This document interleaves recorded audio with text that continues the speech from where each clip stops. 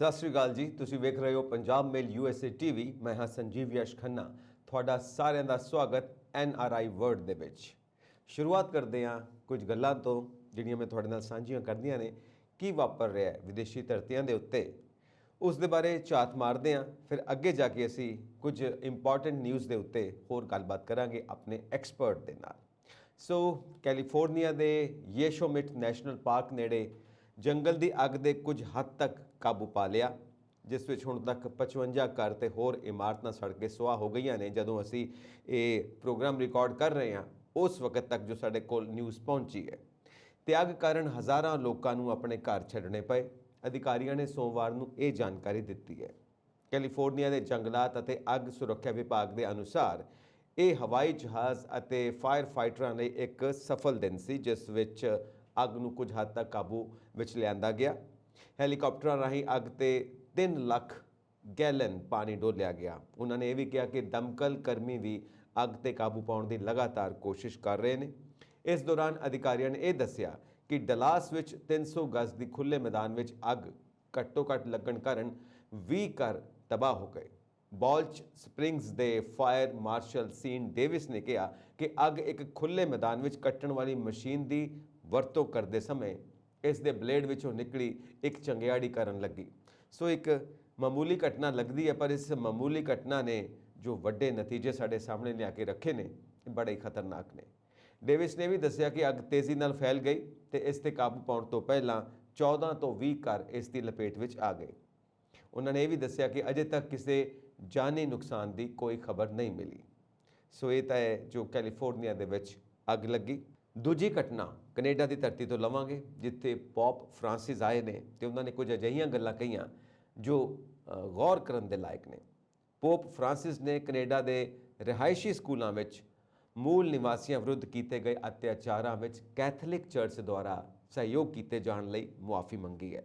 Pop ਨੇ ਕਿਹਾ ਕਿ ਈਸਾਈ ਭਾਈਚਾਰੇ ਵਿੱਚ ਮੂਲ ਨਿਵਾਸੀਆਂ ਨੂੰ ਜ਼ਬਰਦਸਤੀ ਸ਼ਾਮਿਲ ਕਰਨ ਨੇ ਉਹਨਾਂ ਦੀ ਸੰਸਕ੍ਰਿਤੀ ਨੂੰ ਤਬਾਹ ਕਰ ਦਿੱਤਾ ਹੈ। ਕਿ ਜਦੋਂ ਜ਼ਬਰਦਸਤੀ ਈਸਾਈ ਧਰਮ ਕਬੂਲ ਕਰਨ ਵਾਸਤੇ ਕਿਹਾ ਜਾਵੇ ਤਾਂ ਵਾਕਈ ਉਹਦੇ ਨਾਲ ਸੰਸਕ੍ਰਿਤੀ ਤਬਾਹ ਹੁੰਦੀ ਹੈ, ਜਿਸ ਨਾਲ ਉਹਨਾਂ ਨੂੰ ਆਪਣੇ ਪਰਿਵਾਰਾਂ ਤੋਂ ਵੱਖ ਹੋਣਾ ਪਿਆ। ਉਹਨਾਂ ਨੇ ਇਹ ਵੀ ਕਿਹਾ ਕਿ ਮੈਂ ਉਹਨਾਂ ਸਾਰੇ ਅਤਿਆਚਾਰਾਂ ਲਈ ਮੁਆਫੀ ਮੰਗਦਾ ਜੋ ਬਹੁਤ ਸਾਰੇ ਈਸਾਈਆਂ ਨੇ ਮੂਲ ਨਿਵਾਸੀਆਂ 'ਤੇ ਕੀਤੇ। ਤੇ ਪੋਪ ਫਰਾਂਸਿਸ ਨੇ ਰਿਹਾਇਸ਼ੀ ਸਕੂਲਾਂ ਵਿੱਚ ਜੋ ਮਿਸ਼ਨਰੀ ਨੇ ਉਹਨਾਂ ਨਾਲ ਹੋਏ ਦੁਰਵਿਵਹਾਰ ਲਈ ਸਥਾਨਕ ਭਾਈਚਾਰੇ ਤੋਂ ਮੁਆਫੀ ਮੰਗਣ ਲਈ ਕੈਨੇਡਾ ਨੂੰ ਐਤਵਾਰ ਨੂੰ ਇੱਕ ਇਤਿਹਾਸਿਕ ਦੌਰੇ ਵਜੋਂ ਨਵਾਜ਼ਿਆ। ਇਸ ਨੂੰ ਕੈਥੋਲਿਕ ਚਰਚ ਦੇ ਨੇਟਿਵ ਕਮਿਊਨਿਟੀ ਨਾਲ ਮੇਲ ਮਿਲਾਪ ਕਰਨ ਤੇ ਉਹਨਾਂ ਨੂੰ ਸਮੇਂ ਦੇ ਸਦਮੇ ਤੋਂ ਉਭਾਰਨ ਵਿੱਚ ਕਾਫੀ ਮਦਦ ਮਿਲੇਗੀ। ਇੱਕ ਪੋਜ਼ਿਟਿਵ ਸਟੈਪ ਅਸੀਂ ਕਹਿ ਸਕਦੇ ਹਾਂ ਕਿ ਜਿਹਨੂੰ ਆਪਾਂ ਕਹਿੰਦੇ ਹਾਂ ਨਾ ਕਿ ਜ਼ਖਮਾਂ ਉੱਤੇ ਮਰਹਮ ਲਗਾਉਣਾ। ਤਾਂ ਕੈਨੇਡੀਅਨ ਸਰਕਾਰ ਨੇ ਵੀ ਸਵੀਕਾਰ ਕੀਤਾ ਕਿ 19ਵੀਂ ਸਦੀ ਤੋਂ 1970 ਦੇ ਦਹਾਕੇ ਤੱਕ ਸਰਕਾਰੀ ਫੰਡ ਪ੍ਰਾਪਤ ਈਸਾਈ ਸਕੂਲਾਂ ਵਿੱਚ ਸਰੀਰਕ ਅਤੇ ਜਿਨਸੀ ਸ਼ੋਸ਼ਣ ਵੱਡੇ ਪੈਮਾਨੇ 'ਤੇ ਕੀਤਾ ਗਿਆ। ਤੇ ਇੱਕ ਅੰਕੜੇ ਦੇ ਮੁਤਾਬਿਕ ਲਗਭਗ 1.5 ਲੱਖ ਮੂਲ ਨਿਵਾਸੀ ਬੱਚਿਆਂ ਨੂੰ ਉਹਨਾਂ ਦੇ ਪਰਿਵਾਰਾਂ ਤੋਂ ਦੂਰ ਲਿਜਾਂਦਾ ਗਿਆ, ਉਹਨਾਂ ਦੇ ਘਰਾਂ ਤੋਂ, ਮੂਲ ਭਾਸ਼ਾਵਾਂ ਤੋਂ, ਸੱਭਿਆਚਾਰ ਤੋਂ ਦੂਰ ਕਰਨ ਦੀ ਕੋਸ਼ਿਸ਼ ਕੀਤੀ ਗਈ ਤੇ ਕੈਨੇਡਾ ਦੇ ਈਸਾਈ ਭਾਈਚਾਰੇ ਵਿੱਚ ਵਸਣ ਲਈ ਮਜਬੂਰ ਕੀਤਾ ਗਿਆ।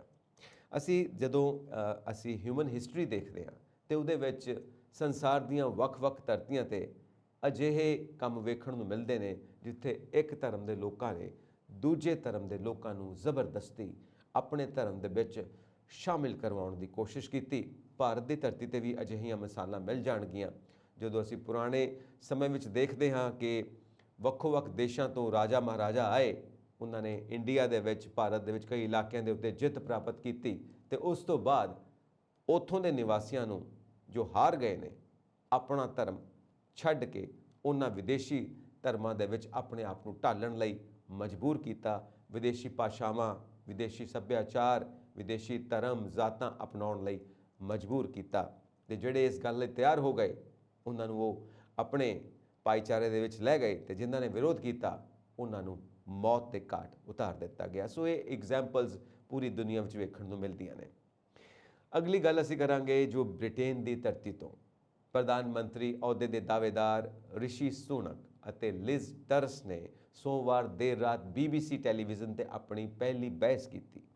ਸਾਬਕਾ ਵਿੱਤ ਮੰਤਰੀ ਸੁਨਕ ਅਤੇ ਵਿਦੇਸ਼ ਮੰਤਰੀ ਲਿਜ਼ ਟਰਸ ਭਾਰਤੀ ਸਮੇਂ ਅਨੁਸਾਰ ਰਾਤ 1:30 ਤੇ ਆਮੋ ਸਾਹਮਣੇ ਹੋਏ ਤੇ ਉਹਨਾਂ ਦੀ ਡਿਬੇਟ ਸ਼ੁਰੂ ਹੋਈ। ਬੋਰਿਸ ਜੌਨਸਨ ਦਾ ਉੱਤਰਾਧਿਕਾਰੀ ਕੌਣ ਬਣੇਗਾ, ਇਸ ਲਈ ਦੋਵਾਂ ਉਮੀਦਵਾਰਾਂ ਨੇ ਇੱਕ ਦੂਜੇ ਤੇ ਕਈ ਤਿੱਖੇ ਸਵਾਲ ਕੀਤੇ ਤੇ ਆਪੋ ਆਪਣੀ ਗੱਲ ਲੋਕਾਂ ਦੇ ਸਾਹਮਣੇ ਰੱਖੀ। ਦੋਵਾਂ ਨੇ ਆਰਥਿਕਤਾ ਨੂੰ ਲੈ ਕੇ ਯਾਨੀ ਇਕਨੋਮੀ ਨੂੰ ਲੈ ਕੇ ਇੱਕ ਦੂਜੇ ਨੂੰ ਘੇਰ ਲਿਆ। ਸੁਨਕ ਨੇ ਟਰਸ ਨੂੰ ਦੱਸਿਆ ਕਿ ਉਸ ਦੀ ਟੈਕਸ ਕਟੌਤੀ ਦੀ ਯੋਜਨਾ ਲੱਖਾਂ ਲੋਕਾਂ ਨੂੰ ਦੁੱਖਾਂ ਵਿੱਚ ਮਾਰ ਦੇਵੇਗੀ ਤੇ ਕੰਜ਼ਰਵੇਟਿਵ ਅਗਲੀਆਂ ਚੋਣਾਂ ਵਿੱਚ ਕੀਮਤ ਅਦਾ ਕਰਨਗੇ। ਦੂਜੇ ਪਾਸੇ ਟਰਸ ਨੇ ਦਾਅਵਾ ਕੀਤਾ ਕਿ ਸੁਨਕ ਦੀ ਯੋਜਨਾ ਦੇਸ਼ ਨੂੰ ਮੰਦੀ ਵੱਲ ਲੈ ਕੇ ਜਾਵੇਗੀ। ਸੋ ਦੋਵੇਂ ਹੀ ਇੰਟੈਲੀਜੈਂਟ ਉਮੀਦਵਾਰ ਨੇ ਤੇ ਦੋਵੇਂ ਇੱਕ ਦੂਜੇ ਨੂੰ ਬੜੇ ਤਿੱਖੇ ਸਵਾਲ ਕਰਦੇ ਨੇ ਤੇ ਬੜੀ ਚੰਗੀ ਤਰ੍ਹਾਂ ਘੇੜਦੇ ਨੇ। ਵੇਖਣ ਵਾਲਿਆਂ ਨੂੰ ਵੀ ਮਜ਼ਾ ਆਉਂਦਾ, ਨਾਲ ਖੁਸ਼ੀ ਵੀ ਹੁੰਦੀ ਹੈ ਕਿ ਇੰਨੇ ਕਾਬਿਲ ਆਦਮੀ ਇਸ ਦੌੜ ਦੇ ਵਿੱਚ ਸ਼ਾਮਿਲ ਨੇ। ਖੈਰ ਇਹ ਤਾਂ ਵਕਤ ਦੱਸੇਗਾ ਕਿ ਪ੍ਰਾਈਮ ਮਿਨਿਸਟਰਸ਼ਿਪ ਕਿਹਨਾਂ ਦੀ ਝੋਲੇ ਵਿੱਚ ਪੈਂਦੀ ਹੈ। ਤਾਂ ਵਿਦੇਸ਼ ਸਕੱਤਰ ਤੇ ਸਾਬਕਾ ਚਾਂਸਲਰ ਜੋ 3 ਹਫ਼ਤੇ ਪਹਿਲਾਂ ਤੱਕ ਇੱਕੋ ਮੰਤਰੀ ਮੰਡਲ ਵਿੱਚ ਸਨ, ਅੱਜ ਸਟੋਕ ਔਨ ਟ੍ਰੈਂਟ ਦੇ ਵਿਕਟੋਰੀਆ ਹਾਲ ਵਿੱਚ ਸਟੇਜ ਤੇ ਇਲਜ਼ਾਮ ਲਗਾ ਰਹੇ ਸਨ। ਸੱਭਿਆਚਾਰ ਮੰਤਰੀ ਅਤੇ ਜੌਨਸਨ ਦੀ ਵਫਾਦਾਰ ਨਦੀਨ ਡੋਰਿਸ ਪ੍ਰਧਾਨ ਮੰਤਰੀ ਅਹੁਦੇ ਦੀ ਦੌੜ ਵਿੱਚ ਟਰਸ ਦਾ ਸਮਰਥਨ ਕਰ ਰਹੀ ਹੈ। ਉਸ ਨੇ ਸੁਨਕ ਦੇ 3500 ਪਾਉਂਡ ਦੇ ਜੋ ਬੇਸਬਾਕ ਸੂਟ ਤੇ ਪ੍ਰਦਾ ਦੇ ਬੂਟਸ ਨੇ ਉਹਨਾਂ ਬਾਰੇ ਡੇਲੀ ਮੇਲ ਦੀ ਰਿਪੋਰਟ ਨੂੰ ਟਵੀਟ ਕਰਨ ਲਈ ਸੋਮਵਾਰ ਸਵੇਰੇ ਟਵਿੱਟਰ ਦਾ ਸਹਾਰਾ ਲਿਆ।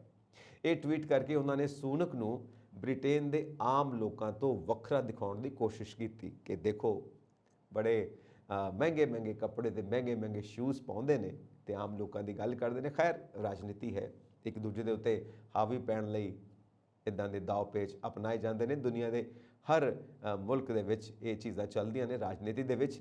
ਤੇ ਡੋਰਿਸ ਨੇ ਕਿਹਾ ਕਿ ਸੁਨਕ ਵੱਲ ਵੇਖੋ, ਇਸ ਦੇ ਨਾਲ ਹੀ ਲਿਜ਼ ਟਰਸ 4.50 ਪਾਉਂਡ ਦੀ ਆਪਣੀ ਏਅਰ ਰਿੰਗ ਪਹਿਨ ਕੇ ਦੇਸ਼ ਦੀ ਯਾਤਰਾ ਕਰੇਗੀ।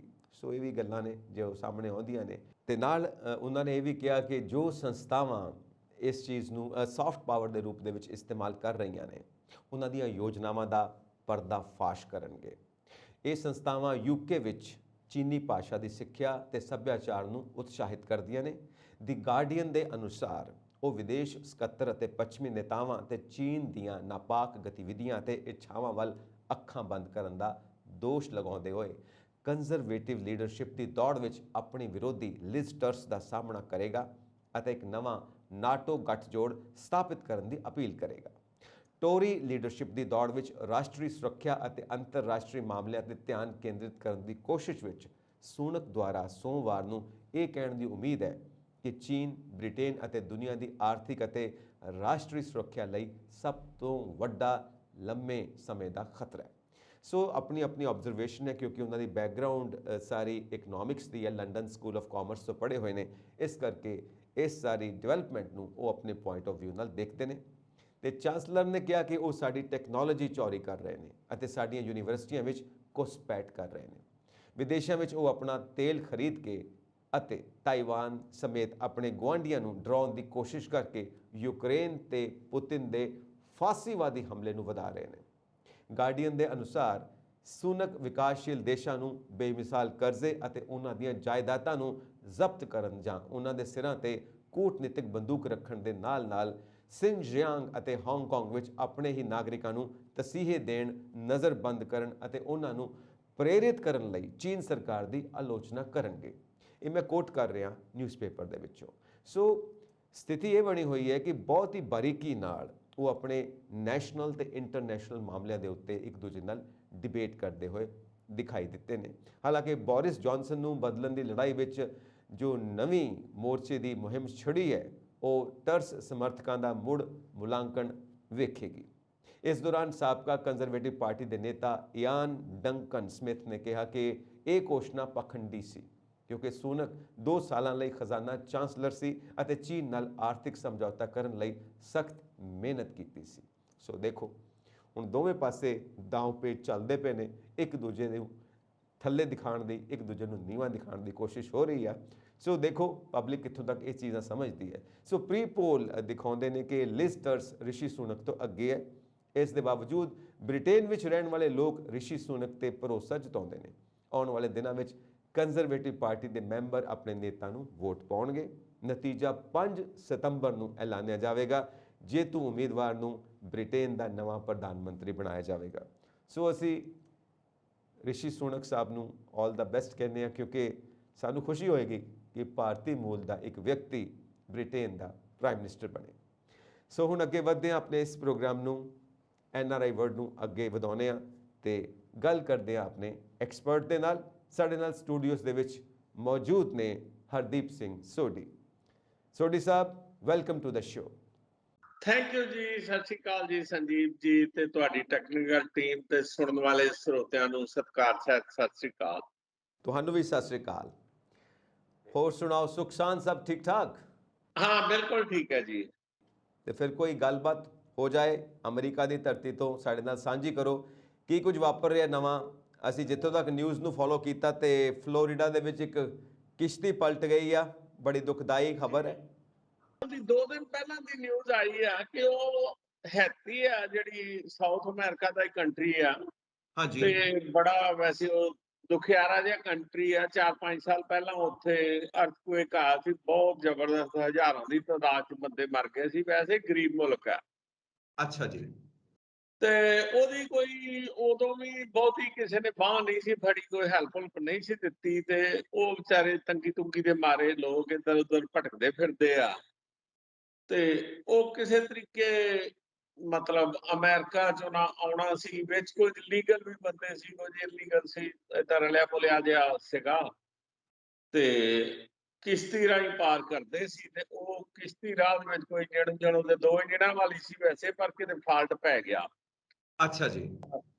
ਇਹ ਹੋਇਆ ਵੀ ਉਹ ਕਿਸੇ ਟਰੱਕਸ ਵਗੈਰਾ ਦੇ ਨਿਗਾਹ ਚੜ ਗਈ ਤੇ ਕਾਫੀ ਸਾਰੇ ਬੰਦੇ ਨਾ ਬਚਾ ਲਏ ਵਿੱਚੋਂ। ਤੇ ਫਿਰ ਵੀ 17 ਬੰਦੇ ਜਿਹੜੇ ਉਹ ਜਾਨਾਂ ਗਵਾ ਗਏ ਡੁੱਬ ਕੇ ਪਾਣੀ 'ਚ। ਇਹ ਵੈਸੇ ਕੀ ਪਤਾ ਲੱਗਾ ਕਿ ਕੋਈ ਜਿਵੇਂ ਹਿਊਮਨ ਸਮਗਲਿੰਗ ਹੁੰਦੀ ਹੈ, ਤਸਕਰੀ ਹੁੰਦੀ ਹੈ ਇਨਸਾਨਾਂ ਦੀ, ਡੋਂਕੀ ਵਗੈਰਾ ਲਗਾਉਂਦੇ ਨੇ? ਕਾਈਂਡ ਆਫ ਹਾਂ। ਤੇ ਗਵਰਨਮੈਂਟ ਦਾ ਕੀ ਸਟੈਂਡ ਹੈ? ਇਸ ਤਰ੍ਹਾਂ ਨਾ ਵੀ ਪੂਰੇ ਦੇ ਪੂਰੇ ਉਹ ਬੰਦੇ ਨਹੀਂ ਸੀ ਲਿਆਏ ਜਾ ਰਹੇ। ਕੁਝ ਬੰਦੇ ਜਿਵੇਂ ਪਹਿਲਾਂ ਉਹਨਾਂ ਦੇ ਡੈਪੂਟੇਸ਼ਨ ਚਾਰਜ ਲੱਗੇ ਹੋਏ ਸੀ, ਕੋਈ ਲੁਕ ਛਿਪ ਕੇ ਰਹਿ ਰਹੇ ਸੀ, ਕੁਝ ਲੀਗਲ ਵੀ ਸੀ, ਕੁਝ ਉਹਨਾਂ ਦੀ ਆੜ ਦੇ ਵਿੱਚ ਇਲੀਗਲ ਵੀ ਸੀ। ਮਤਲਬ ਰਲਿਆ ਮਿਲਿਆ ਜਿਹਾ ਇਨਸੀਡੈਂਟ ਸੀਗਾ ਇਹ। ਅੱਛਾ ਜੀ। ਤੇ ਗਵਰਨਮੈਂਟ ਦਾ ਕੀ ਸਟੈਂਡ ਹੈ ਇਹਦੇ ਉੱਤੇ? ਗਵਰਨਮੈਂਟ ਦਾ ਕੋਈ ਜ਼ਿਆਦਾ ਨਹੀਂ ਹੈਗਾ, ਕਿਉਂਕਿ ਮਤਲਬ ਮੈਜ਼ ਐਕਸੀਡੈਂਟ ਹੀ ਆ ਇਹਨੂੰ ਕਹਿ ਸਕਦੇ। ਜਿਵੇਂ ਉਹ ਟਰੱਕ ਦੇ ਵਿੱਚ ਬੰਦੇ ਲਿਆਂਦੇ ਸੀ, ਉਹ ਟਰੱਕ ਬੰਦ ਸੀ, ਉਹਦੀ ਪੂਰੀਆਂ ਸੇਵਾਵਾਂ ਨਹੀਂ ਸੀ ਹੈਗੀਆਂ। ਹਾਂਜੀ। ਤੇ ਗਵਰਨਮੈਂਟ ਸਖਤ ਸੀ, ਪਰ ਇਹਦੇ ਤੇ ਕੋਈ ਬਹੁਤ ਜ਼ਿਆਦਾ ਗਵਰਨਮੈਂਟ ਨੇ ਉਹ ਨਹੀਂ ਹਿਲਜੁਲ ਵਿਖਾਈ। ਅੱਛਾ ਜੀ। ਸੋ ਇਸ ਘਟਨਾ ਤੋਂ ਜਿਹੜੀ ਆਊਟਕਮ ਹੈ ਉਹ ਆਪਾਂ ਕੀ ਲੈ ਸਕਦੇ ਹਾਂ ਕਿ ਘਟਨਾ ਕੀ ਹੈ, ਕਿਸ ਪਾਸੇ ਇਸ਼ਾਰਾ? ਜੇ ਸਿਰਫ ਐਕਸੀਡੈਂਟ ਹੈ ਫਿਰ ਇਹ ਨਿਊਜ਼ ਕਿਉਂ ਹੈ? ਨਹੀਂ, ਨਿਊਜ਼ ਤਾਂ ਹੁਣ 17 ਬੰਦੇ ਇਕੱਠੇ ਮਰ ਜਾਣੇ ਨਿਊਜ਼ ਤੇ ਹੈ ਹੀ ਆ। ਔਰ ਉਹ ਐਂਟਰ ਇਲੀਗਲ ਢੰਗ ਨਾਲ ਕਰ ਰਹੀ ਸੀ, ਇਹ ਵੀ ਆ। ਮਤਲਬ ਜਿਹੜੀ ਜੀ ਇੰਪੋਰਟੈਂਟ ਚੀਜ਼ ਇਹ ਹੈ ਕਿ ਇਲੀਗਲ ਢੰਗ ਦੇ ਨਾਲ ਐਂਟਰ ਕਰ ਰਹੇ ਸੀ। ਇਹਦਾ ਮਤਲਬ ਇਹ ਹੈ ਕਿ ਇਹਦੇ ਪਿੱਛੇ 17 ਬੰਦੇ ਜੋ ਮਰੇ ਨੇ, ਜਿੱਦਾਂ ਆਪਾਂ ਪਹਿਲਾਂ ਵੀ ਘਟਨਾਵਾਂ ਦੇਖੀਆਂ ਨੇ, ਕਈ ਲੋਕ ਗਲਤ ਤਰੀਕੇ ਨਾਲ ਵੜਨਾ ਚਾਹੁੰਦੇ ਨੇ ਦੂਸਰੀ ਕੰਟਰੀਜ਼ ਦੇ ਵਿੱਚ। ਇਹੀ ਚੀਜ਼ ਸੇਮ ਚੀਜ਼ ਰਿਪੀਟ ਹੋ ਰਹੀ ਆ। ਹਾਂ, ਮਤਲਬ ਜਿਹੜੀ ਇਲੀਗਲ ਕਿਸ਼ਤੀ ਆ ਨਾ, ਬਿਲਕੁਲ ਤੁਹਾਨੂੰ ਇਹ ਤਾਂ ਪਤਾ ਹੀ ਹੈ ਵੀ ਉਹ ਪੂਰੀ ਉਹਦੇ ਤੇ ਜਿਹੜੀ ਸੀ ਪੋਰਟ ਹੈ ਉਹਦੇ ਤੇ ਨਹੀਂ ਲੱਗਣੀ। ਉਹ 2-4 ਮੀਲ ਇੱਧਰ ਉੱਧਰ ਲਾਉਣਗੇ ਕਿਤੇ, ਹਾਂਜੀ, ਜਿੱਥੇ ਇਮੀਗ੍ਰੇਸ਼ਨ ਵਾਲਿਆਂ ਤੋਂ ਬਚਾਅ ਹੋ ਜਾਵੇ। ਤੇ ਉਹ ਫਿਰ ਮਤਲਬ ਜਿੱਥੇ ਪ੍ਰੋਪਰ ਜਗ੍ਹਾ ਨਹੀਂ ਹੈਗੀ ਉਹਦੀ ਕਿਸ਼ਤੀ ਦੇ ਲੱਗਣ ਦੀ, ਉੱਥੇ ਕੁਝ ਨਾ ਕੁਝ ਤਾਂ ਹੋਏਗਾ ਹੀ। ਜੀ ਸੋਢੀ ਸਾਹਿਬ, ਵੈਸੇ ਇੱਕ ਚੀਜ਼ ਹੈ ਕਿ ਜਦੋਂ ਇਲੀਗਲ ਐਂਟਰੀ ਮਿਲਦੀ ਹੈ ਉਸ ਤੋਂ ਬਾਅਦ ਅਸੀਂ ਦੇਖਦੇ ਹਾਂ ਕਿ ਫਿਰ ਉੱਥੇ ਆ ਕੇ ਇੱਕ ਰਾਜਨੀਤਿਕ ਸ਼ਰਨ ਲੈ ਲੈਂਦੇ ਨੇ, ਫਿਰ ਕਾਨੂੰਨ ਦਾ ਸਹਾਰਾ ਲੈ ਕੇ ਹੌਲੀ ਹੌਲੀ ਪ੍ਰੋਸੈਸ ਚੱਲਦਾ ਰਹਿੰਦਾ ਹੈ। ਮੀਨਵਾਈਲ ਵਰਕ ਪਰਮਿਟ ਵੀ ਮਿਲ ਜਾਂਦਾ, ਫਿਰ ਹੌਲੀ ਹੌਲੀ ਸੈਟਲ ਹੋਣ ਲੱਗ ਪੈਂਦੇ ਨੇ। ਤੁਹਾਨੂੰ ਨਹੀਂ ਲੱਗਦਾ ਕਿ ਲੋਕਾਂ ਨੇ ਇੱਕ ਤਰੀਕਾ ਹੀ ਬਣਾ ਲਿਆ ਕਿ ਇਸ ਤਰ੍ਹਾਂ ਅਸੀਂ ਐਂਟਰ ਕਰ ਸਕਦੇ ਹਾਂ, ਉਸ ਤੋਂ ਬਾਅਦ ਸਭ ਕੁਝ ਤਾਂ ਸਹੀ ਹੋ ਹੀ ਜਾਣਾ? ਐਕਚੁਅਲੀ ਨਾ ਜੀ, ਇਹ ਜਿਹੜੇ ਅਨਪੜ੍ਹ ਜਨਤਾ ਜ਼ਿਆਦਾ, ਮਤਲਬ ਅਨਪੜ੍ਹ ਤੇ ਸਿੱਧੇ ਲਫ਼ਜ਼ਾਂ 'ਚ ਨਹੀਂ ਕਹਿ ਸਕਦੇ, ਪਰ ਮਤਲਬ ਥੋੜੀ ਜੀ ਨਾ ਲਾਪਰਵਾਹ ਜਿਹੇ ਲੋਕ ਜਾਂ ਕਿਵੇਂ ਹੈਗੇ ਆ, ਜਾਂ ਪੈਸੇ ਪੂਸੇ ਦੇ ਟੁੱਟੇ ਲੋਕ ਹੈ, ਮਤਲਬ ਹਾਂਜੀ ਆਪਣੇ ਜਿਹੜੇ ਲੋਕ ਇੰਡੀਆ ਚੋਂ ਪਾਕਿਸਤਾਨ ਚੋਂ ਆਉਂਦੇ ਆ ਉਹ ਇਸ ਲਈ ਪ੍ਰਪੇਅਰ ਹੋ ਕੇ ਆਉਂਦੇ ਆ ਵੀ ਸਾਡੇ ਬੰਦੇ ਨੇ ਉੱਥੇ ਮੈਕਸੀਕੋ ਕੰਧ ਟੱਪਣੀ ਆ, ਉਸ ਤੋਂ ਬਾਅਦ ਉਹਨੇ ਅਰੈਸਟ ਹੋਣਾ, ਡਿਟੈਂਸ਼ਨ ਸੈਂਟਰ 'ਚ ਜਾਣਾ, ਫਿਰ ਜੱਜ ਨੇ ਉਹਨਾਂ ਨੂੰ ਬਾਂਡ ਪਾਉਣਾ, ਫਿਰ ਬਾਂਡ ਤੱਕ ਦੀ ਤਿਆਰੀ ਕਰਕੇ ਰੱਖਦੇ, ਪੈਸਾ ਉਹ ਦੇ ਦਿੰਦੇ ਆ। ਇਹ ਜਿਹੜੇ ਵਿਚਾਰੇ ਗਰੀਬੀ ਦੇ ਗੁਰਬਤ ਦੇ ਮਾਰੇ ਹੁੰਦੇ ਆ, ਇਹਨਾਂ ਨੂੰ ਬਾਂਡ ਬੂੰਡ ਜੋਗੇ ਤੇ ਇਹਨਾਂ ਕੋਲ ਈਵਨ ਵਕੀਲ ਕਰਨ ਜੋਗੇ ਪੈਸੇ ਵੀ ਨਹੀਂ ਹੁੰਦੇ।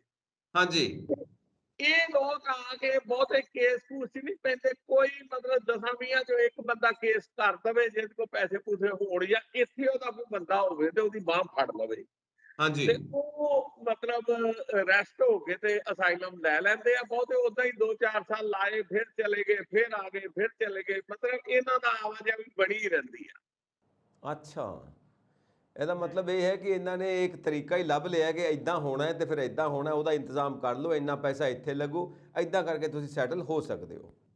2 ਨੰਬਰ 'ਚ ਕੰਮ ਕਰੀ ਜਾਂਦੇ ਆ, ਖੇਤਾਂ ਖੂਤਾਂ 'ਚ ਕਰੀ ਜਾਂਦੇ ਆ, ਜਿੱਥੇ ਆਮ ਜਿਹੜੀ ਪੱਕੀ ਲੇਬਰ ਹੈ $20 'ਚ ਨਹੀਂ ਮਿਲਦੀ, ਹੈ ਉੱਥੇ 8-10 'ਚ ਵੀ ਕੰਮ ਕਰੀ ਜਾਂਦੇ ਆ। ਕਿਉਂਕਿ ਲੋੜ ਹੈ। ਲੋੜ ਆ, ਮਤਲਬ ਹੁਣ ਇਹਨਾਂ ਨੂੰ ਵੀ ਬੰਦਿਆਂ ਦੀ ਲੋੜ ਆ, ਜਿਹੜਾ ਇੰਡਸਟਰੀਅਲਿਸਟ ਆ ਜਾਂ ਜਿਹੜਾ ਮਤਲਬ ਖੇਤਾਂ 'ਚ ਕੰਮ ਕਰਾਉਣ ਵਾਲਾ, ਉਹ ਬੰਦਾ ਜਿਹੜਾ ਉਹ ਇਹੋ ਜਿਹੀ ਲੇਬਰ ਲੱਭਦਾ। ਹੁਣ ਜਿੱਦਾਂ ਟਰਾਂਸਪੋਰਟ ਦੇ ਉੱਤੇ ਟਰੱਕ ਤੇ ਡਰਾਈਵਰ ਟੈਕਸੀ ਆ, ਉਹਨਾਂ ਲੋਕਾਂ ਨੂੰ ਤਾਂ ਲੀਗਲ ਪੇਪਰ ਹੋਣਗੇ ਤੇ ਲਾਇਸੈਂਸ ਮਿਲੂਗਾ।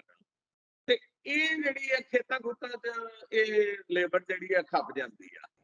ਇਹਦੇ 'ਚ ਇੱਕ ਸਵਾਲ ਆਉਂਦਾ ਹੈ ਕਿ ਗਵਰਨਮੈਂਟ ਨੂੰ ਜਦੋਂ ਪਤਾ ਹੈ, ਜਦੋਂ ਲੋਕਾਂ ਨੂੰ ਪਤਾ ਤਾਂ ਫਿਰ ਗਵਰਨਮੈਂਟ ਨੂੰ ਵੀ ਪਤਾ ਹੈ, ਜਦੋਂ ਗਵਰਨਮੈਂਟ ਨੂੰ ਪਤਾ ਤੇ ਫਿਰ ਉਹ ਇਦਾਂ ਦੇ ਲੀਗਲ ਸਟੈਪ ਕਿਉਂ ਨਹੀਂ ਲੈਂਦੀ ਕਿ ਇਸ ਚੀਜ਼ ਨੂੰ ਰੋਕਥਾਮ ਕੀਤੀ ਜਾਵੇ, ਕਿ ਵਾਕਈ ਜੇ ਗਵਰਨਮੈਂਟ ਚਾਹੁੰਦੀ ਹੈ ਕਿ ਉਹਨਾਂ ਦੀ ਕੰਟਰੀ ਦੇ ਵਿੱਚ ਇਲੀਗਲ ਮਾਈਗ੍ਰੈਂਟਸ ਨਾ ਆਉਣ।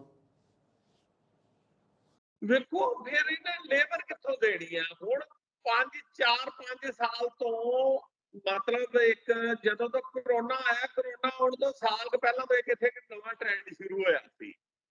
ਹਾਂਜੀ ਇੱਥੇ ਮਤਲਬ ਇੰਡੀਆ ਦੇ ਵਿੱਚ ਆਪਾਂ ਰਿਟਾਇਰ ਬੰਦਾ ਉਹਨੂੰ ਕਹਿੰਦੇ ਆ ਨਾ ਜਿਹੜਾ ਗਵਰਨਮੈਂਟ ਦੇ ਜਾਬ ਤੇ ਹੋਵੇ, ਜਿਹੜਾ ਬਿਜ਼ਨਸਮੈਨ ਹੈ, ਇੰਡਸਟਰੀਅਲਿਸਟ ਹੈ, ਡਰਾਈਵਰ ਹੈ, ਕਿਸਾਨ ਹੈ, ਉਹਨੂੰ ਤੇ ਆਪਾਂ ਰਿਟਾਇਰ ਇੱਥੇ ਇੰਡੀਆ 'ਚ ਕਰਦੇ ਹੀ ਨਹੀਂ ਨਾ, ਭਾਵੇਂ 100 ਸਾਲ ਦਾ ਹੋ ਜਾਵੇ।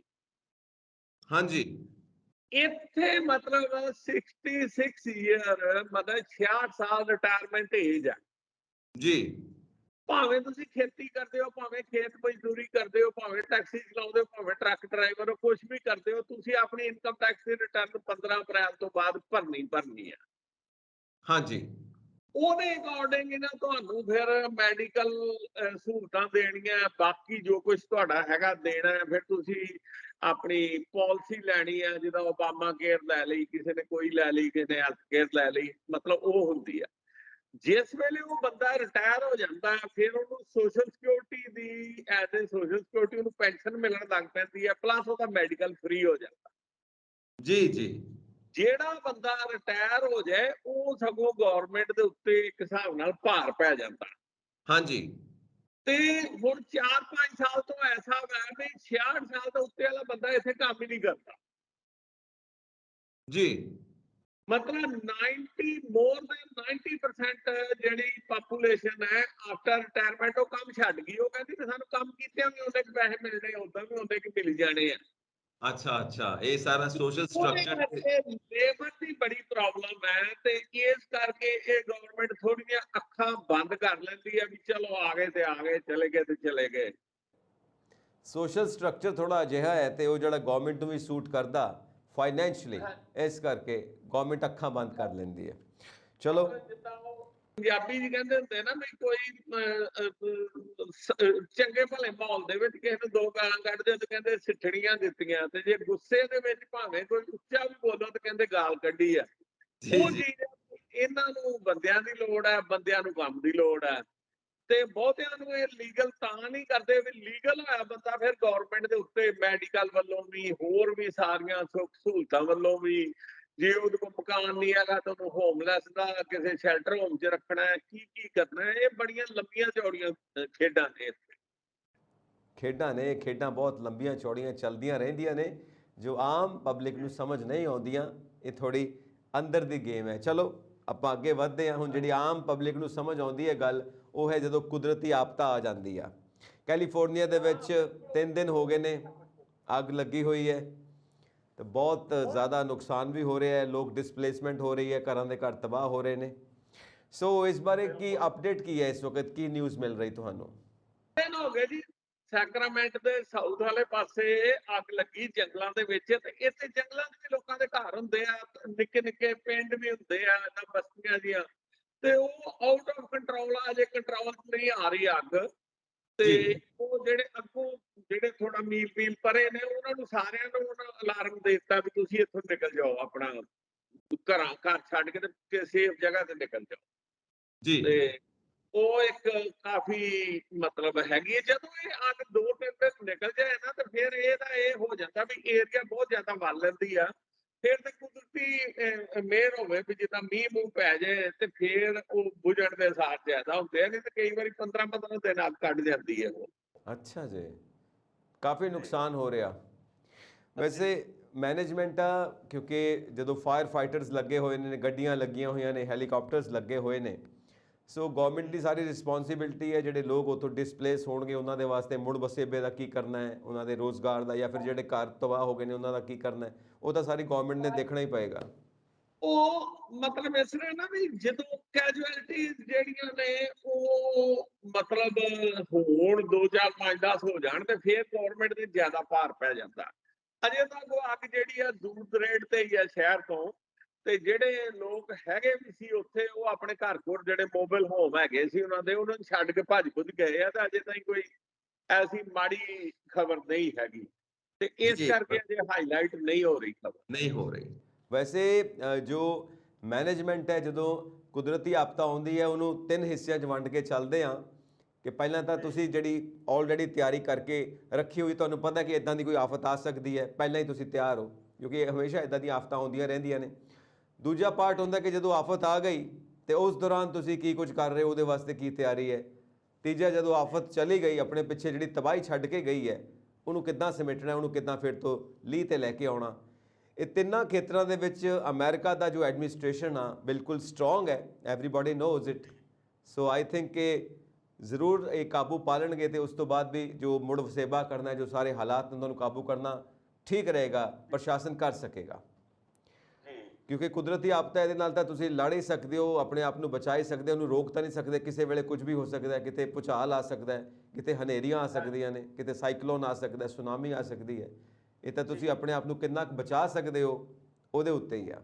ਬਾਕੀ ਜਿਹੜੀ ਮੈਂ ਉਹ ਵੀ ਇਸ ਤਰ੍ਹਾਂ ਹੁੰਦਾ ਜੀ ਇੱਥੇ, ਕਿ ਜਦੋਂ ਕਿਤੇ ਇਦਾਂ ਦੀਆਂ ਆਫਤਾਂ ਆਉਂਦੀਆਂ ਨਾ, ਹਾਂਜੀ ਤੇ ਗਵਰਨਮੈਂਟ ਤੇ ਇੰਸ਼ੋਰੈਂਸ ਕੰਪਨੀਆਂ ਰਲ ਕੇ ਕਰਦੀਆਂ। ਮਤਲਬ ਇੰਡੀਆ ਵਾਂਗੂ ਨਹੀਂ ਹੁੰਦਾ ਵੀ ਸਭ ਕੁਝ ਗਵਰਨਮੈਂਟ ਦੇ ਸਿਰ ਤੇ ਪੈ ਜਾਂਦਾ, ਹਾਂਜੀ ਕਿਉਂਕਿ ਇੱਥੇ ਲੋਕਾਂ ਨੇ ਜਿਹੜੇ ਬਾਗ ਬਗਾਨ ਹੈ, ਖੜੇ ਖੇਤਾਂ ਦੀ ਇੰਸ਼ੋਰੈਂਸ ਕਰਾਈ ਆ, ਜਿਹੜੇ ਉਹਨਾਂ ਦੇ ਘਰ ਨੇ ਉਹਨਾਂ ਦੀ ਕਰਾਈ ਆ। ਵਹੀਕਲ ਤੇ ਕੋਈ ਤੁਹਾਡਾ ਰੋਡ ਤੇ ਚੜ੍ਹ ਨਹੀਂ ਸਕਦਾ ਇੰਸ਼ੋਰੈਂਸ ਤੋਂ ਬਗੈਰ। ਉਹ ਜਿਵੇਂ ਜਿਵੇਂ ਇੰਸ਼ੋਰੈਂਸ ਹੁੰਦੀ ਆ, ਉਹ ਕੰਪਨੀਆਂ ਜਿਹੜੀਆਂ ਕਲੇਮ ਦੇ ਦਿੰਦੀਆਂ, ਤੇ ਉਹ ਇੰਸ਼ੋਰੈਂਸ ਉਹਨਾਂ ਦਾ ਪੂਰਤੀ ਕਰ ਦਿੰਦੀ ਆ। ਗਵਰਨਮੈਂਟ ਦਾ ਜਿਹੜੇ ਫਿਰ ਪੈਸਾ ਆਉਂਦਾ, ਗਵਰਨਮੈਂਟ ਨੂੰ ਉਹ ਸੜਕਾਂ, ਪਾਰਕ, ਬਿਜਲੀ, ਸੀਵਰੇਜ, ਉਹ ਚੀਜ਼ਾਂ ਵਾਸਤੇ ਗਵਰਨਮੈਂਟ ਦਾ ਪੈਸਾ ਲੱਗਦਾ। ਬਾਕੀ ਜਿਹੜਾ ਪਬਲਿਕ ਦਾ ਨੁਕਸਾਨ ਹੁੰਦਾ, ਉਹ ਇੰਸ਼ੋਰੈਂਸ ਕੰਪਨੀਆਂ ਭਰ ਦਿੰਦੀਆਂ। ਜੀ ਜੀ ਜੀ। ਚਲੋ ਹੁਣ ਆਪਾਂ ਅੱਗੇ ਵਧਦੇ ਹਾਂ। ਕੈਨੇਡਾ ਦੀ ਧਰਤੀ ਤੋਂ ਆਪਾਂ ਨਿਊਜ਼ ਲੈਂਦੇ ਹਾਂ ਕਿ ਪੋਪ ਸਾਹਿਬ ਆਏ ਨੇ, ਇਟਲੀ ਤੋਂ ਆਏ ਨੇ, ਤੇ ਆ ਕੇ ਉਹਨਾਂ ਨੇ ਨੇਟਿਵਸ ਤੋਂ ਮਾਫੀ ਮੰਗੀ ਹੈ ਬੱਚਿਆਂ ਦੇ ਡੈਥ ਕੇਸਿਸ ਨੂੰ ਲੈ ਕੇ। ਸੋ ਆਪਣੇ ਆਪ ਦੇ ਵਿੱਚ ਇੱਕ ਘਟਨਾ ਸ਼ਰਮਨਾਕ ਵੀ ਹੈ ਕਿ ਅੱਜ ਦੇ ਮਾਡਰਨ ਯੁੱਗ ਦੇ ਵਿੱਚ ਇਦਾਂ ਦੀਆਂ ਘਟਨਾਵਾਂ ਹੋ ਰਹੀਆਂ, ਔਰ ਇੱਕ ਐਡੀ ਵੱਡੀ ਡਿਗਨਿਟੀ ਨੂੰ, ਇੱਕ ਐਡੀ ਵੱਡੀ ਪਰਸਨੈਲਿਟੀ ਨੂੰ ਮਾਫੀ ਮੰਗਣੀ ਪੈ ਰਹੀ ਹੈ। ਇਹਦੇ ਬਾਰੇ ਜ਼ਰਾ ਗੱਲਬਾਤ ਕਰਾਂਗੇ ਸੋਢੀ ਸਾਹਿਬ। ਇਸ ਤੋਂ ਪਹਿਲਾਂ ਆਪਾਂ ਜਾਂਦੇ ਜਾਂਦੇ ਇੱਕ ਗੱਲ ਡੈਲਸ ਦੇ ਸਿਟੀ ਦੀ ਕਰ ਦਈਏ। ਉੱਥੇ ਅੱਜ ਦੁਪਹਿਰ ਵੇਲੇ ਇੱਕ ਲੇਡੀ 에ਅਰਪੋਰਟ ਤੇ, ਜਿੱਥੇ ਚੈੱਕ ਇਨ ਹੋ ਰਿਹਾ ਸੀ ਨਾ, ਲੋਕ ਪੈਸੇ ਸਮਾਨ ਵਗੈਰਾ ਜਮ੍ਹਾਂ ਕਰਾ ਰਹੇ ਸੀ ਆਪਣਾ 에ਅਰਪੋਰਟ ਤੇ, ਹਾਂਜੀ ਉਹ ਆਈ ਤੇ ਬਿਨਾਂ ਕਿਸੇ ਵਜ੍ਹਾ ਦੇ ਹੀ ਉਹਨੇ ਰਿਵਾਲਵਰ ਕੱਢਿਆ ਤੇ ਹਵਾਈ ਫਾਇਰ ਕਰ ਦਿੱਤਾ। ਅੱਛਾ। ਤੇ ਉਹ ਉੱਥੇ ਤੇ ਇੰਨੀ ਘਬਰਾ ਤਫੜੀ ਮਚ ਗਈ ਵੀ ਲੋਕੀ ਸਮਾਨ ਛੱਡ ਕੇ ਇੱਧਰ ਉੱਧਰ ਦੌੜ ਗਏ ਵੀ ਇਹ ਪਤਾ ਨਹੀਂ ਕੀ ਹੋਣ ਲੱਗਾ। ਹਾਂਜੀ ਤੇ ਖੈਰ ਪੁਲਿਸ ਤੇ ਉੱਥੇ ਹੁੰਦੀ ਹੈ ਸਿਕਿਉਰਿਟੀ, ਉਹਨਾਂ ਦੀ ਆਪਣੀ ਵੀ, 에ਅਰਲਾਈਨਾਂ ਦੀ ਆਪਣੀ ਵੀ ਸਿਕਿਉਰਿਟੀ ਹੁੰਦੀ, ਪੁਲਿਸ ਵੀ ਹੁੰਦੀ ਹੈ, ਸਿਟੀ ਦੀ ਵੀ, ਫਿਰ ਆ ਦੂਜੇ ਤੁਹਾਡੇ ਜਿਹੜੇ ਹੁੰਦੇ ਆ ਸ਼ੈਰਿਫ ਵੀ ਹੁੰਦੇ ਆ, ਸਾਰਾ ਕੁਝ ਹੁੰਦਾ। ਦੇ ਵਾਲੇ TFC ਵਾਲੇ ਵੀ ਹੁੰਦੇ ਆ। ਹਾਂਜੀ ਉਹਨਾਂ ਨੇ ਫਿਰ ਉਹਨੂੰ ਵਾਰਨਿੰਗ ਦਿੱਤੀ, ਉਹ ਨਹੀਂ ਮਤਲਬ ਟਲੀ, ਤੇ ਫਿਰ ਉਹਦੀ ਗੋਲੀ ਮਾਰੀ ਉਹਦੀ ਲੱਤ ਦੇ ਵਿੱਚ। ਫਿਰ ਜਦੋਂ ਡਿੱਗ ਪਈ ਫਿਰ ਉਹਦੀ ਰਿਵਾਲਵਰ ਖੋਹ ਲਿਆ ਤੇ ਉਹਨੂੰ ਰੈਸਟ ਕਰ ਲਿਆ, ਬਚਾਅ ਹੋ ਗਿਆ। ਤੇ ਜਿਵੇਂ ਉੱਥੇ ਭੀੜ ਸੀ, ਜੇ ਕੋਈ ਸਿੱਧਾ ਫਾਇਰ ਕਰਦੀ ਤੇ ਕੈਜੁਅਲਟੀ ਹੋ ਸਕਦੀ ਸੀ। ਜੀ ਜੀ। ਚਲੋ ਹੁਣ ਇਟਲੀ ਦੀ ਜੋ ਨਿਊਜ਼ ਪੋਪ ਜੀ ਆਏ ਨੇ, ਤਾਂ ਪੋਪ ਜੀ ਨੇ ਆ ਕੇ ਮਾਫੀ ਮੰਗੀ, ਇਹਦੇ ਬਾਰੇ ਜ਼ਰਾ ਗੱਲ ਕਰ ਲੈਂਦੇ ਆ ਸੋਢੀ ਸਾਹਿਬ।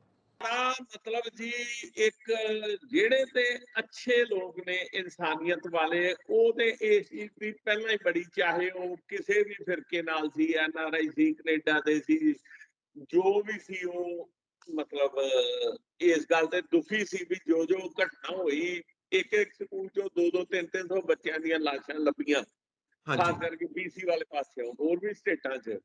ਹਾਂਜੀ ਤੇ ਉਹ ਬਹੁਤ ਜ਼ਿਆਦਾ ਲੋਕ ਇਹਦੇ ਤੇ ਦੁਖੀ ਸੀ, ਤੇ ਸਰਕਾਰ ਤੇ ਆਪਣੇ ਤੌਰ ਤੇ ਹੀ ਪਹਿਲਾਂ ਆਸ਼ਵਾਸਨ ਦੇ ਚੁੱਕੀ ਸੀ।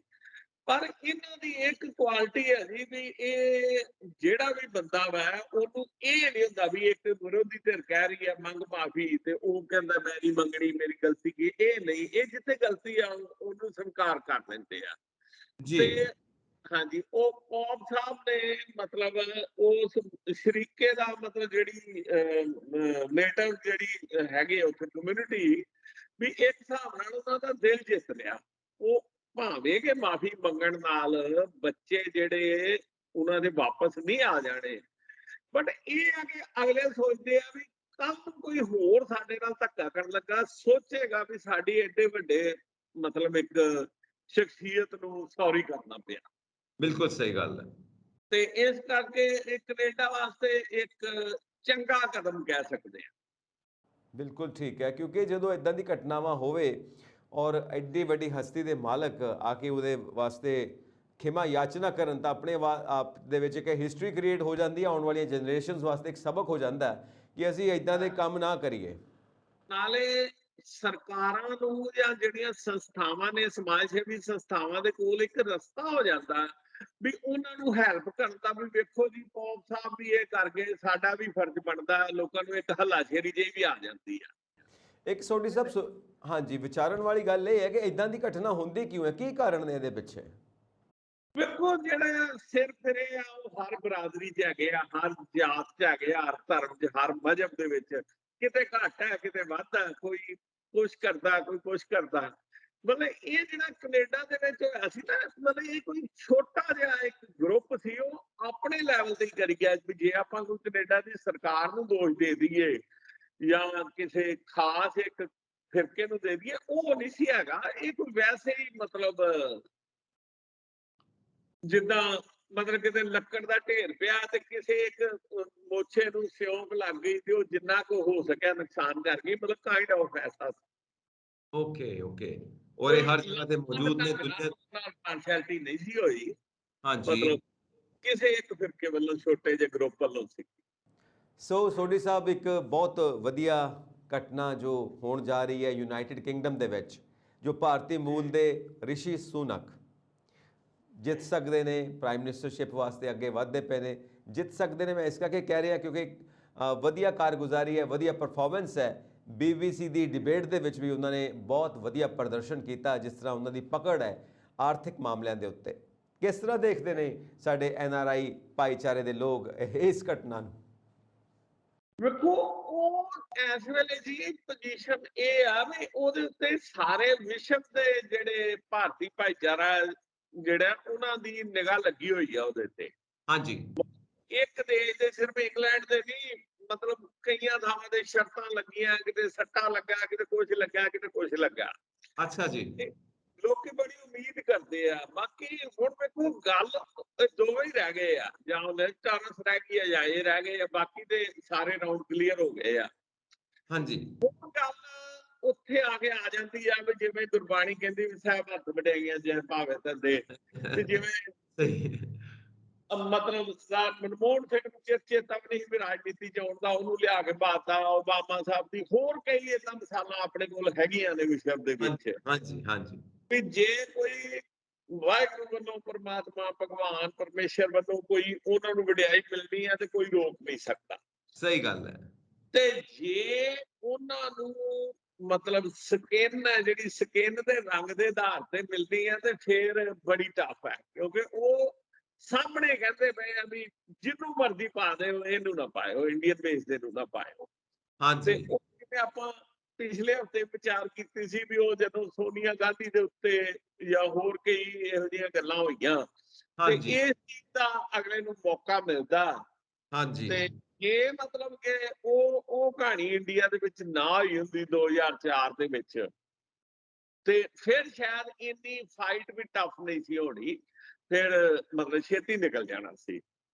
ਤੇ ਮਤਲਬ ਬਾਕੀ ਰੇਸਿਜ਼ਮ ਕੈਂਡੀਡੇਟ ਕਾਬਲ ਆ, ਕੋਈ ਉਹਦੇ ਕੰਮ ਤੇ, ਕੋਈ ਉਹਦੀ ਸ਼ਖਸੀਅਤ ਤੇ, ਉਹਦੀ ਸੋਚਣੀ ਤੇ, ਮਤਲਬ ਉਹਦੀ ਕੋਈ ਕਿਸੇ ਨੂੰ ਸ਼ੱਕਾ ਨਹੀਂ ਕਿ ਉਹਦੇ ਚ ਸਿਰਫ ਤੇ ਸਿਰਫ ਇੱਕ ਸਕਿਨ ਦਾ ਕਲਰ ਹੀ ਹੈ ਜਿਹੜਾ ਉਹਦੇ ਚ। ਗੱਲ ਰੇਸਿਜ਼ਮ ਦੀ ਆ ਗਈ ਨਾ ਕਿ ਉਹ ਬ੍ਰਿਟਿਸ਼ ਨਹੀਂ ਹੈਗੇ, ਉਹ ਅੰਗਰੇਜ਼ ਨਹੀਂ ਹੈਗੇ, ਨੀਲੀਆਂ ਨੀਲੀਆਂ ਅੱਖਾਂ ਨਹੀਂ ਹੈਗੀਆਂ, ਗੋਰੇ ਗੋਰਾ ਰੰਗ ਨਹੀਂ ਹੈਗਾ, ਲਾਲ ਲਾਲ ਚਿਹਰਾ ਨਹੀਂ ਹੈਗਾ। ਖੈਰ ਲਾਲ ਚਿਹਰਾ ਤਾਂ ਹੋ ਗਿਆ ਹੋਣਾ ਕਿਉਂਕਿ ਖੁਰਾਕ ਉੱਥੋਂ ਦੀ ਔਰ ਵਾਤਾਵਰਣ ਉੱਥੋਂ ਦਾ। ਨਹੀਂ ਨਹੀਂ ਐਸਾ ਨਹੀਂ ਹੈ, ਲਾਲ ਚਿਹਰਾ ਵੀ ਨਹੀਂ ਹੈ, ਪਰ ਹੋ ਵੀ ਜਾਵੇ ਤੇ ਤਾਂ ਵੀ ਉਹ ਜਿਹੜਾ ਪਿਛੋਕੜ ਹੁੰਦਾ ਉਹ ਮਤਲਬ ਨਹੀਂ ਇਹਦੀ ਛੇਤੀ ਖਹਿੜਾ ਛੱਡਦਾ ਹੁੰਦਾ। ਕਿਉਂਕਿ ਇੰਡੀਅਨ ਨੇ ਇਹ ਕਿਹਾ ਜਾਂਦਾ। ਵੈਸੇ ਸਰਵੇ ਤਾਂ ਇਹ ਕਹਿੰਦਾ ਕਿ ਲੋਕਾਂ ਦਾ ਓਪੀਨੀਅਨ ਇਹ ਬਣਿਆ ਹੋਇਆ ਹੈ ਕਿ ਉਹ ਇੱਕ ਵਧੀਆ ਪ੍ਰਾਈਮ ਮਿਨਿਸਟਰ ਸਾਬਿਤ ਹੋ ਸਕਦੇ ਨੇ ਜੋ ਉਹਨਾਂ ਦੀ ਕਾਬਲੀਅਤ ਹੈ। ਜੀ ਤਾਂ ਕਾਬਲੀਅਤ ਨੂੰ ਸਲਾਮ ਨਹੀਂ ਹੁੰਦਾ ਬ੍ਰਿਟੇਨ ਦੀ ਧਰਤੀ ਦੇ ਉੱਤੇ। ਕਾਬਲੀਅਤ ਤਾਂ ਮਤਲਬ ਬਿਲਕੁਲ 110% ਮਤਲਬ ਕਾਬਲ ਹੈ, ਕਾਬਲੀਅਤ ਤੇ ਕੋਈ ਡਾਊਟ ਨਹੀਂ ਹੈਗਾ। ਮੈਂ ਤੇ ਮਤਲਬ ਹਾਂਜੀ ਅਰਜ਼ ਕੀਤੀ ਆ ਕਿ ਜਿਹੜਾ ਸਿਰਫ ਤੇ ਸਿਰਫ ਉਹ ਮਤਲਬ ਸਕਿਨ ਦਾ ਕਲਰ ਵੀ ਤੁਸੀਂ ਕਹਿ Skin ਦਾ ਸਕਦੇ ਹੋ, colour। ਰੇਸਿਜ਼ਮ ਵਾਲੀ ਗੱਲ ਵੀ ਕੀਤੀ ਵੀ ਰੇਸਿਜ਼ਮ ਜਿਹੜਾ ਤੇ ਉਹਦੇ ਚ ਹੁੰਦਾ ਨਾ ਵੀ ਬਿਲਕੁਲ ਆਪਾਂ ਕਿਸੇ ਨੂੰ ਧੱਕਾ ਕਰਦੇ ਆ ਜਾਂ ਵੀ ਗਾਲਾਂ ਕੱਢਦੇ ਆ, ਜੇ ਕੋਈ ਖਿਲਾਫ ਲਫ਼ਜ਼ ਬੋਲਦੇ ਆ ਜਾਂ ਨਾਅਰੇ ਲਿਖਦੇ ਆ, ਵੀ ਐਸਾ ਨਹੀਂ ਕੁਝ ਵੀ ਹੈਗਾ। ਬੜੇ ਇੱਕ ਲਿਬਰਲ ਢੰਗ ਨਾਲ ਮਤਲਬ ਇੱਕ Yes। ਮਤਲਬ ਇਹ ਹੈ ਕਿ ਅਸੀਂ ਭਾਰਤ ਦੇ ਉੱਤੇ ਰਾਜ ਕਰਦੇ ਰਹੇ ਹਾਂ, ਹੁਣ ਕਿੱਦਾਂ ਇੱਕ ਭਾਰਤੀ ਸਾਡੇ ਉੱਤੇ ਰਾਜ ਕਰੇ, ਇਹ ਵੀ ਇੱਕ ਸੋਚ ਹੋ ਸਕਦੀ ਹੈ। ਹਾਂ ਇਹ ਵੀ ਹੁੰਦੀ ਆ। ਹਾਂਜੀ ਚਲੋ ਅੱਗੇ ਵਧੀਏ। ਪ੍ਰੈਜ਼ੀਡੈਂਟ ਨਵੇਂ ਮਿਲੇ ਨੇ ਭਾਰਤ ਨੂੰ, ਦ੍ਰੋਪਦੀ ਮੁਰਮੂ। ਵਧਾਈਆਂ ਜੀ ਐਜ਼ ਏ ਪ੍ਰੈਜ਼ੀਡੈਂਟ 15ਵੇਂ ਤੇ ਲੇਡੀ ਦੇ ਤੌਰ ਤੇ ਸੈਕੰਡ, ਤੇ ਜੇ ਆਦਿਵਾਸੀਆਂ ਦੇ ਵਿਖੇ ਤੇ ਪਹਿਲੇ। ਹਾਂਜੀ ਹਾਂਜੀ ਹਾਂਜੀ ਤੇ ਇਹ ਤਿੰਨ ਸਟੈਪ ਨੇ। 3 ਸਟੈਪ ਨੇ। ਸੋ ਕਿੱਦਾਂ ਦਾ ਉੱਥੇ ਗਤੀਵਿਧੀਆਂ ਦਾ ਦੌਰ ਹੈ, ਕਿੱਦਾਂ ਦੇ ਵਿਚਾਰ ਵਟਾਂਦਰੇ ਨੇ NRI ਦੀ ਧਰਤੀ ਦੇ ਉੱਤੇ ਇਸ ਘਟਨਾ ਨੂੰ ਲੈ ਕੇ, ਤੁਹਾਡੀ ਕੀ ਆਬਜ਼ਰਵੇਸ਼ਨ ਰਹੀ? ਮਤਲਬ ਕੋਈ ਸਪੈਸ਼ਲ ਰਿਸਪੌਂਸ ਨਹੀਂ ਕਿਸੇ ਦਾ ਵੀ ਹੈਗਾ, ਹਾਂਜੀ ਕਿਉਂਕਿ ਇਹ ਜਿਹੜਾ ਸਾਡਾ ਦੇਸ਼ ਹੈ, ਇੰਡੀਆ ਵਾ ਜਾਂ ਪਾਕਿਸਤਾਨ ਹੈ ਜਾਂ ਕੁਝ ਹੋਰ ਥੋੜੇ ਬਹੁਤੇ ਦੇਸ਼ ਹੈਗੇ ਆ, ਇਹਨਾਂ ਦੇ ਵਿੱਚ ਜਿਹੜੀ ਪ੍ਰੈਜ਼ੀਡੈਂਟ ਹੈ ਨਾ ਉਹ ਇੱਕ ਮਤਲਬ ਜਿਵੇਂ ਕਹਿ ਰਹੇ ਹੋ ਵੀ ਲੋਕ ਵਿਖਾਵਾ ਵਾ ਜਾਂ ਮਤਲਬ ਇੱਕ ਖਾਨਾ ਪੂਰਤੀ ਆ, ਮਤਲਬ ਇਹ ਉਹ ਚੀਜ਼ ਹੈਗੀ ਆ, ਕਿਉਂਕਿ ਹਾਂਜੀ ਇਹਨਾਂ ਦਾ ਕੰਮ ਤੇ ਸਾਰਾ ਪ੍ਰਧਾਨ ਮੰਤਰੀ ਕਰਦਾ। ਹਾਂਜੀ ਤੇ ਕੋਈ ਰੇਅਰ ਚਾਂਸ ਹੋਵੇ ਜੇ ਕੋਈ ਰਾਸ਼ਟਰਪਤੀ ਆਪਣੇ ਤੌਰ ਤੇ ਆਪਣਾ ਮਤਲਬ ਕਿਵੇਂ ਕਹਿ ਸਕਦੇ ਵੀ ਆਪਣੀ ਹੋਂਦ ਏਦਾਂ ਕਰਕੇ ਵਿਖਾ ਦੇਵੇ ਤੇ ਉਹਦੇ 'ਚ ਸਭ ਕੁਝ ਹੁੰਦਾ। ਪਰ ਹੁਣ ਉਹਦੇ 'ਚ ਬਹੁਤੀ ਪੋਸੀਬਿਲਿਟੀ ਨਹੀਂ, ਕਿਉਂਕਿ ਪਹਿਲਾਂ ਕੋਈ ਸਮਾਂ ਹੁੰਦਾ ਸੀ ਇੰਡੀਆ ਦੇ ਵਿੱਚ ਤਿੰਨਾਂ ਫੌਜਾਂ ਦਾ ਜਿਹੜਾ ਮੁਖੀ ਆ ਰਾਸ਼ਟਰਪਤੀ ਹੁੰਦਾ ਸੀ। ਹਾਂਜੀ ਤੇ ਹੁਣ ਇਹਨਾਂ ਨੇ ਉਹਨਾਂ ਤਿੰਨਾਂ ਨੂੰ ਗਰੁੱਪ ਕਰਕੇ ਤੇ ਇੱਕ ਹੋਰ ਨਵੀਂ ਇੱਕ ਪੋਸਟ ਕ੍ਰੀਏਟ ਕਰ ਦਿੱਤੀ ਆ, ਉਹ ਵੀ ਰਾਸ਼ਟਰਪਤੀ ਦੇ ਹੱਥੋਂ ਤਕਰੀਬਨ ਨਿਕਲ ਗਿਆ। ਹਾਂਜੀ ਤੇ ਹੁਣ ਤੇ ਉਹ ਕਰਦੇ ਆ ਵੀ ਆ ਕਾਨੂੰਨ ਪਾਸ ਹੋਣਾ, ਰਾਸ਼ਟਰਪਤੀ ਸਾਹਿਬ ਕੋਲ ਚਲੇ ਜਾਓ, ਲੋਕ ਸਭਾ ਚ ਰਾਜ ਸਭਾ ਚ ਹੋ ਗਿਆ, ਮੋਹਰ ਲਾਓ ਜੀ, ਤੋੜ ਦਿਓ ਅੱਗੇ, ਜਾਂ ਹਾਂਜੀ ਕਿਤੇ ਚੋਣਾਂ ਕਰਾਉਣੀਆਂ ਜਾਂ ਕਿਤੇ ਰਾਸ਼ਟਰਪਤੀ ਰਾਜ ਲਾਉਣਾ। ਤੇ ਉਹ ਇੱਕ ਮਤਲਬ ਹਿਸਾਬ ਨਾਲ ਹੈਗਾ ਹੋ ਰਿਹਾ, ਅਦਰਵਾਈਜ਼ ਵੈਸੇ ਮਤਲਬ ਬਹੁਤੀ ਅਹਿਮੀਅਤ ਵਾਲਾ ਨਹੀਂਗਾ। ਹੁਣ ਇਹੀ ਚੋਣ ਕਿਤੇ ਪ੍ਰਧਾਨ ਮੰਤਰੀ ਪੂਰੇ ਵਿਸ਼ਵ ਦੇ ਜਿਹੜੀਆਂ ਨੇ ਟੀਮਾਂ ਜਿਹੜੀਆਂ ਮਤਲਬ ਮੀਡੀਆ ਦੀਆਂ ਉਹ ਕਵਰ ਕਰਨ ਉੱਥੇ ਪਹੁੰਚੀਆਂ ਹੋਣਗੀਆਂ ਸੀ, ਤੇ ਬਿਲਕੁਲ ਸਹੀ ਗੱਲ ਆ। ਰਾਸ਼ਟਰਪਤੀ ਬੇਸ਼ੱਕ ਵੱਡਾ ਉਹਦਾ ਵਾ ਤਾਂ ਵੀ ਕਿਸੇ ਨੂੰ ਪਤਾ ਹੀ ਨਹੀਂ, ਚੁੱਪਚਾਪ ਜਿਹਾ ਹੀ ਮਤਲਬ ਲੰਘ ਜਾਣਾ, ਠੰਡਾ ਠੰਡਾ ਜਿਹਾ ਹੀ। ਵੈਸੇ ਸੋਢੀ ਸਾਹਿਬ ਇਹ ਕਿਹਾ ਜਾਂਦਾ ਹੈ ਕਿ ਸ਼ਾਇਦ ਜਿੱਦਾਂ ਆਪਾਂ ਪਹਿਲਾਂ ਕਹਿੰਦੇ ਨੇ ਕਿ ਜਿੱਦਾਂ ਤੁਸੀਂ ਕਿਹਾ ਕਿ ਕੋਈ ਕੰਮ ਨਹੀਂ ਹੁੰਦਾ, ਇੱਕ ਕਈ ਵਾਰ ਤੇ ਇੱਥੇ ਇੱਕ ਸ਼ਬਦ ਇਸਤੇਮਾਲ ਹੁੰਦਾ ਕਿ ਪ੍ਰੈਜ਼ੀਡੈਂਟ ਇੱਕ ਰਬੜ ਸਟੈਂਪ ਦੀ ਤਰ੍ਹਾਂ ਨੇ। ਹਾਲਾਂਕਿ ਇਹ ਮੰਨਿਆ ਜਾ ਰਿਹਾ ਕਿ ਜੋ ਹੁਣ ਮਾਡਰਨ ਜ਼ਮਾਨਾ ਹੈ ਇਹਦੇ ਵਿੱਚ ਦ੍ਰੋਪਦੀ ਜੀ ਜੋ ਸਾਡੇ 15ਵੇਂ ਰਾਸ਼ਟਰਪਤੀ ਬਣੇ ਨੇ ਭਾਰਤ ਦੇ, ਉਹ ਕੁਝ ਐਸੇ ਸਟੈਪ ਜ਼ਰੂਰ ਲੈਣਗੇ, ਆਪਣੀ ਹੋਂਦ ਨੂੰ ਜ਼ਰੂਰ ਸਵੀਕਾਰ ਵੀ ਕਰਵਾਉਣਗੇ ਤੇ ਮਨਵਾਉਣਗੇ ਵੀ।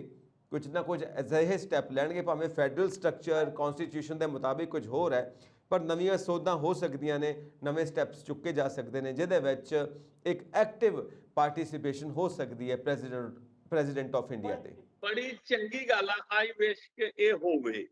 ਦੇਖੋ ਪਿਛਲੇ ਰਾਸ਼ਟਰਪਤੀ ਸਾਹਿਬ ਸੀ, ਇਹਨਾਂ ਦੇ ਨਾਲ ਬੜੀ ਇੱਕ ਸ਼ਰਮਨਾਕ ਘਟਨਾ ਹੋਈ ਸੀ। ਉਦੋਂ ਸਾਊਥ ਦੇ ਵਿੱਚ ਇਹਨਾਂ ਨੂੰ ਮੰਦਿਰ 'ਚ ਨਹੀਂ ਸੀ ਵੜਨ ਦਿੱਤਾ ਗਿਆ, ਤੇ ਜੇ ਸਰਕਾਰੀ ਬਲ ਦੇ ਨਾਲ ਪੁਲਿਸ ਨੂੰ ਨਾਲ ਲੈ ਕੇ ਬੜੇ ਤੇ ਬਾਅਦ ਚ ਮੰਦਿਰ ਨੂੰ ਧੋਂਦੇ ਪਏ ਸੀ, ਉਹਦਾ ਸ਼ੁੱਧੀਕਰਨ ਹੁੰਦਾ ਪਿਆ ਸੀ। ਉਹ ਮਤਲਬ ਕਿ ਬਾਹਰਲੇ ਦੇਸ਼ਾਂ ਲਈ ਇੰਡੀਆ ਦੇ ਲੋਕ ਆਪਾਂ ਇਸ ਚੀਜ਼ ਨੂੰ ਬਹੁਤਾ ਸੀਰੀਅਸ ਲਈਏ ਨਾ ਲਈਏ, ਲੇਕਿਨ ਵਰਲਡ ਵਾਈਡ ਇਸ ਚੀਜ਼ ਨੂੰ ਬਹੁਤ ਬੁਰਾ ਮੰਨਦੇ ਆ ਵੀ ਇਹ ਕਹਿੰਦੇ ਆ ਵੀ ਜੇ ਤੁਸੀਂ ਉਹਨੂੰ ਆਪਣੇ ਧਾਰਮਿਕ ਸਥਾਨ ਤੇ ਹੀ ਨਹੀਂ ਵੜਨ ਦੇਣਾ ਤੇ ਦੈਨ ਤੁਸੀਂ ਉਹਨੂੰ ਚੁਣਿਆ ਕਾਹਦੇ ਵਾਸਤੇ।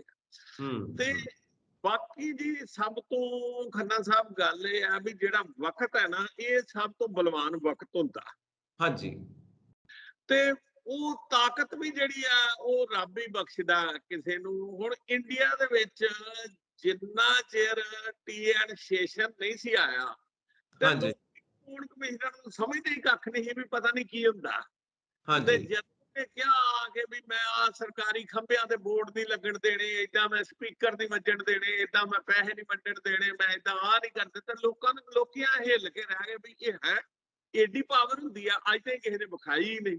ਮਤਲਬ ਉਦੋਂ ਤਕਰੀਬਨ ਦੇਸ਼ ਆਜ਼ਾਦ ਹੋਏ ਨੂੰ 40-45 ਸਾਲ ਹੋ ਗਏ ਸੀ, ਤੇ ਕਿਸੇ ਨੇ ਮਤਲਬ ਨਹੀਂ ਸੀ ਕੀਤਾ। ਦੂਜਾ ਉਹਦਾ ਵਿਖਾਇਆ ਸੀ CBI ਦੇ ਜਿਹੜੇ ਆਏ ਸੀ ਆਪਣੇ ਚੀਫ ਸਰਦਾਰ ਜੋਗਿੰਦਰ ਸਿੰਘ, ਤੇ ਜੋਗਿੰਦਰ ਸਿੰਘ ਨੇ ਜਦੋਂ ਰੱਸੀ ਪਾਈ ਸੀ ਵੱਡਿਆਂ ਨੂੰ, ਤੇ ਲੋਕੀ ਕਹਿੰਦੇ ਹੈ CBI 'ਚ ਇੰਨੀ ਵੱਡੀ ਤਾਕਤ ਹੁੰਦੀ ਆ।